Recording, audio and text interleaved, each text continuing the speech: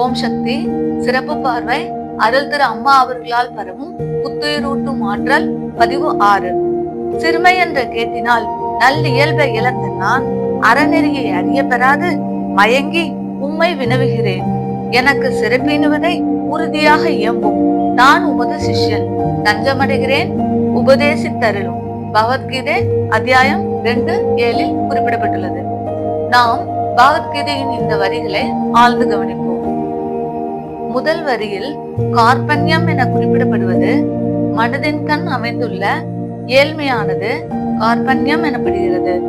பிறர் பார்த்து இறங்கி வருந்துதற்கேற்ற நிலையும் கார்பண்யமாகும். ஒரு நெருக்கடியில் மனதினுள் வருவித்துக் கொண்ட தளரும் துயரமும் அதன் கண் உண்டு. அடுத்து பிரபன்னம். பிரபன்னம் எனும் வார்த்தைகள் சரணமடைகிறேன் எனும் பொருளை கொண்டது. சரணமடைகிறேன் எனும் வார்த்தைகளை பகவான் கிருஷ்ணர் ஏற்றுக்கொண்டு வழங்கிய உபதேசமே பகவத்கீதை. ஒரு பக்தை ஒருவரின் வாழ்க்கை நிகழ்வை கவனிப்போம். 1990களில் அப்பக்தை தன் குடும்பத்தாரோடு அன்னையிடம் அருள்வாக்கு கேட்க ஆலயம் வந்திருந்தார். அன்னையினிடம் தன் நிலையை கூறி தன்னுடைய 3 குழந்தைகளையும் வளர்க்கும் பொறுப்பை ஏற்று காப்பாற்றும்படி வேண்டினார். அன்னை திருவாய் மலர்ந்தாள். இன்று முதல் உன் 3 குழந்தைகளின் கல்வி பொறுப்பு, மனப்பொறுப்பு, சகலவிதமான பொறுப்புகளையும் நான் ஏற்றுக்கொண்டேன். மகளே என கூறி உன் பிரச்சனைகளை விரைவில் தீர்க்கிறேன் என ஒரு எலுமிச்சங்கனியை தன் கைகளினால் தொட்டு ஆசீர்வதித்து தந்து உத்தரவு என விடை கொடுத்தாள். அதன் பின் அப்பக்தையின் வாழ்வில் நடந்தது என்ன? 3 குழந்தைகளும் என்னானார்கள் காண்போம். அப்பக்தை அன்னையின் அருள்வாக்கினால் மனதைரியம் அடைந்து தன் கர்மாவை மெல்ல கடக்கலானார். வாரந்தோறும் தன் இல்லத்தில் கூட்டு வழிபாடு செய்தார். குழந்தைகளும் வழிபாட்டில் ஆர்வமுடன் மந்திரம் படிக்க தொடங்கினர். மெல்ல நாட்கள் ஓடத் தொடங்கியது. குழந்தைகள் கல்வி கற்று வேலைவாய்ப்பு கிடைக்கப்பட்டன. முதல் பெண்ணின் திருமணம் அன்னையின் அருளால் சிறப்பாக நடந்தேறியது. 2வது பெண் தன் கர்மாவினை விரைவில் முடித்து அன்னை தன்னிடம் சேர்த்துக் கொண்டார். சோதனையான அந்நாட்களில் அன்னை உடனிருந்து வழிகாட்டினார். 3வது பெண்ணின் கர்ம கணக்கை திருப்பி பார்த்தால் அன்னை. அறுவை சிகிச்சை தேவைப்படும் கத்தியை போல கர்மா அவ் ஆன்மாவில் இருந்தது. கத்தியை வேறெடுக்க எண்ணினாள். தன் பணியை செய்யும் பணியால் ஆக்கினாள். தன்னிடத்தை வேலை தந்தாள். மெல்ல கத்தியை அழுத்த தொடங்கினாள். அவள் தந்த சோதனைகளால் கத்தியை அறுத்தாள். அவளே மருந்திட்டாள்.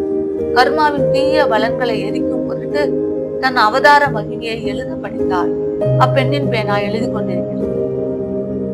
கவனிப்போம்.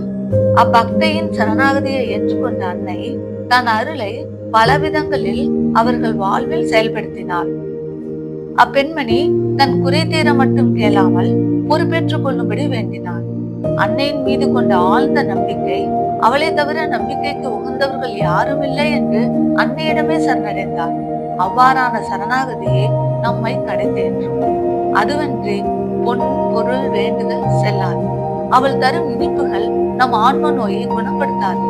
அவள் தரும் சோதனைகள் என்னும் கசப்பு நோய்தனை குணமாக்கும் மருந்தாகும்.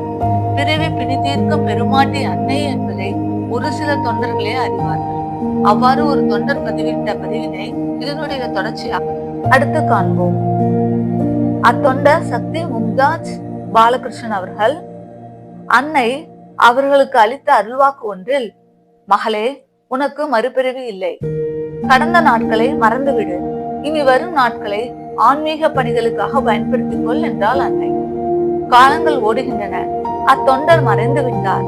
அவர் ஆற்றிய சேவை இன்றும் நம்மால் நினைவு கூர்ந்து எழுதப்பட்டு சிந்தனை செய்யப்படுகிறது.